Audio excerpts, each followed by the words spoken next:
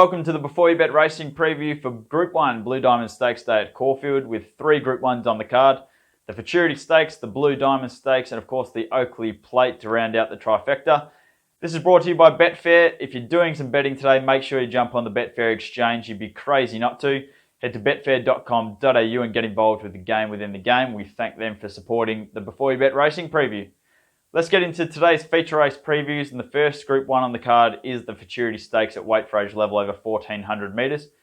The market's headed currently by Super Seth at $3 on the exchange, followed by Colding at $3.70 and the New Zealand mare, Melody Bell, at $3.85. I'm with the favourite here, Super Seth. He was, of course, the Group 1 Caulfield Guineas winner during the spring, and I think they pulled the right string here heading to this race rather than the contest against Alligator Blood and Catalyst last weekend. This, in all fairness, is probably just as, well, competitive, but it may well, in fact, be an easier race than the one against Alligator Blood and Catalyst. And the 3-year-olds have a terrific record so far this season in these Group 1 races. So I do think they've chosen the right path to come to the 1,400 metre Group 1 against the older horses here rather than facing their own age group last week. We, of course, should see these guys line up against each other in the Australian Guineas or the All-Star Mile, one of the two. If not both, which is going to be a mouth-watering contest. But for starters, we see Super Seth going around here against the older horses in the Futurity Stakes, and I think he's the one to beat. We, of course, saw him return to form, return to the races, I should say, over 1,200 metres first up here at Caulfield. He got the win on that occasion. He steps up to 1,400 metres second up here. It's interesting that he hasn't won over 1,400 metres in his career to date. He's only won over 1,200 metres and, of course, 1,600 metres of the Caulfield Guineas, but the 1,400 will pose him no problems. It's going to be a tactical little race with just a small field and a very much a lack of tempo in the race, but I think we'll see him land kind of one out, one back from barrier 4, and I think he's the one to beat with a little bit of a weight allowance for the 3-year-olds against the older horses. Colding, we saw him resume first up in Sydney over 1,200 metres as well. He, of course, finished behind Standout on that occasion. We've seen that form already be franked through Elise, who came out and won the Apollo Stakes last weekend. So there's nothing wrong with that form, and Colding, typically with a run under his belt, continues to get better. He won over 1,400 metres second up last preparation, where he defeated subsequent Group 1 winner Fierce Impact. So the step up in trip's definitely going to suit him. The one little query with Colding is the fact that he's never actually raced in Melbourne. He's done all of his racing in Sydney or Queensland, so it's his first time going the Melbourne way of running. And he's likely to be somewhere near the end of the field in a slowly run race. So that's just my little query with him. The Kiwi mare, Melody Bell, well, she showed us during the spring, last preparation, that she was well and truly up there with the best horses in the land. Notably enough, she's won 5 of her 6 starts at this distance, but first up at 1,400 metres after we last saw her at 2,000 metres is a little query, especially given the fact that horses like Super Seth have got a run under their belt. So whether they've just got that race fitness edge on Melody Bell is the little query. But look, it wouldn't shock anyone to see her come out and continue where she left off last spring. So I'm with Super Seth. He's currently around $3 on the Betfair exchange. So that's probably the best price you're going to get at this stage. And it'll be interesting to see in this tactical little race what the market does closer to the jump time. We head into the day's feature race, the Group 1 Blue Diamond Stakes over 1,200 metres for the 2-year-olds. We've got a distinct favourite here in the form of Hanseatic. Of course, there's a lot of talk about this horse, given that Luke Curry looks as if he's going to be giving up the ride after a fall tonight at Moonee Valley. He's currently $2.98 on the Betfair exchange. Again, he's going to be an interesting one to see what the market does closer to the jump. There's been a lot of talk about where he's going to end up in the run from barrier 1. I'm going to be taking him on today, not because I don't think he's a good enough horse. I think he's well and truly the horse to beat. But barrier 1, big field, Caulfield, with a jockey that hasn't ridden him all preparation, is a cause for concern for me. I think it's very unlikely at this point that Luke Curry is going to be taking the ride. And if I had to guess, I would think Tim Clark may be taking the ride. So barrier 1, if that's the case, a Sydney jockey coming to Melbourne, riding at Caulfield, for a horse that's going to need luck, he's really going to need everything go his way. What's in his favour is the fact that favourites have a relatively good record in this race in the last 10 to 15 years. And I think in the last 13 years or so, the longest price winner we've had in the race is $7.50. So he's certainly the horse to beat, but he is going to need things go his way at critical points of the race. I'm actually really keen to stick with rulership here. Team Snowden are a grand final training stable, and I thought it was really actually scary what they said after his last run in defeat when Hanseatic swooped home over the top of him. He led on that occasion, and Peter Snowden came out after the race and said, "You just wait till next start when we take a sit with him and you'll see a different horse. He's a much better horse ridden with cover." So I think from barrier 7, they'll just slot in somewhere midfield.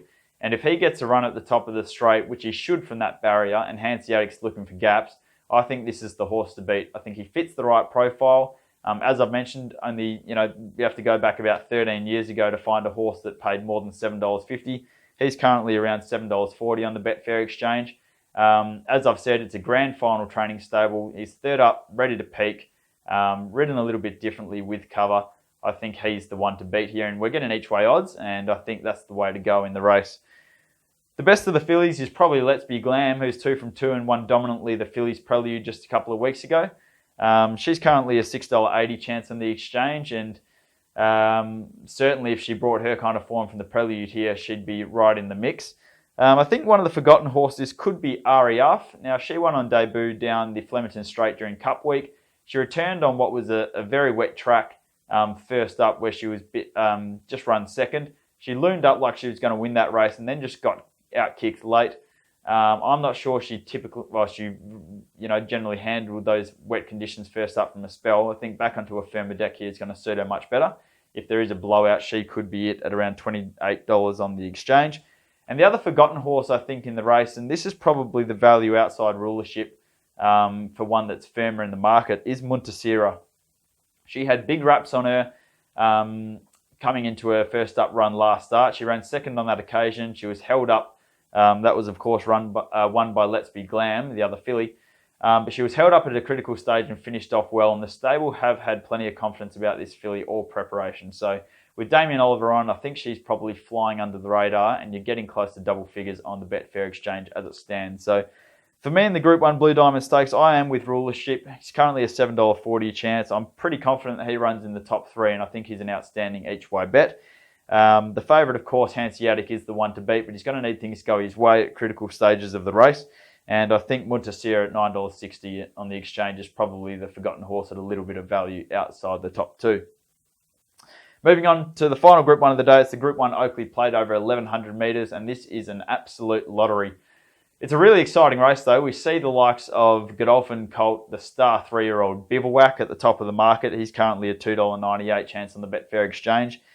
We've also got the other 3-year-old Anna Heed, who comes off a dominant first-up win. She's around a $7.60 chance on the exchange. And then you're basically out riding your own ticket for any horse you want. I've narrowed this down to about 8 or 9 chances. That's how confident I am in the race. But what I will be doing is taking on the 2 3-year-olds. It's been a while since we've seen a 3-year-old win this race, and when they last did, they carried light weights. I think you have to go back to about 2010 to find the last 3-year-old who won this race. And the last few 3-year-olds to win this race have all carried around 51 or 52 kilos. The last 3-year-old to carry more than 52 kilos was Redout's Choice, back when he won the race with 56 or 57 kilos. Obviously, he was a freak, and he's gone on to be an absolute powerhouse at stud. So the query is obviously Bivouac having to carry around 55 kilos in a handicap race such as this. So if you are looking at the 3-year-olds, I'd probably be leaning towards Anna Heed, who was dominant first up. I always like it when the 3-year-olds come into a race like this, having performed this preparation. It's always somewhat of a query when you haven't seen them this preparation to then throw them in a deep Group 1 race. I think it's enough of a query to take him on at the current price on the exchange. Outside of those two, I'm actually with another horse who's drawn wide here and down in the weights, which is Pippi. She's first up from a spell. First up last preparation, she bolted in Queensland. She went on to win her next couple of starts in Melbourne dominantly. She tailed off towards the end of the campaign, but did have excuses. She comes here fresh. She's down in the weights with 52 kilos. She's drawn wide, which I think is an advantage in this race. If you look at, 4 or 5 of the last handful of winners of this race have all started from double-digit barriers. So being drawn wide here at Caulfield over 1,100 metres in a big field in a handicap race is no disadvantage at all. So I think the wide draw is good. She's down in the weight. She's a speed horse. She'll be right up on the pace, and I think she's going to take plenty of beating here. She's currently around $11.50 on the exchange. Outside of her, I could make a case, for Zutori at around $26 on the exchange. He was terrific last preparation. You just go back through his form and he was running behind the likes of Sunlight and Santa Ana Lane and running well.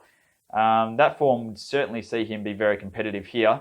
He's of course got to carry some weight, but and he's going to need a little bit of luck from barrier 2. But look, if he brought his best form first up from a spell, which is typically when he races best, I think he's right in the mix here at a huge price. Others I could make a case for. Farthanar, he's won 6 of his 8 starts. Whether he's a Group 1 performer is the query. Probably don't think he is, but it's hard to ignore a horse with 6 wins from 8 starts when they're first up from a spell, especially when they're $38 on the exchange. Trope, I'm not doubting his form at all. He's a very, very good horse in his day, but he's going to need luck coming from the back of the field. Bold Star's absolutely flying this preparation, so the double figures about him are certainly appealing down in the weights. Halvorsen, well, he's got a comfortable victory over Bold Star, so if you fancy Bold Star, you've got to consider Halvorsen, though I would just like to see him get away from Flemington and do it again. And Hummer. William Pike comes across from WA. Of course, he's riding he's riding Regal Power in the last race of the day, but he picks up the ride here on Hummer.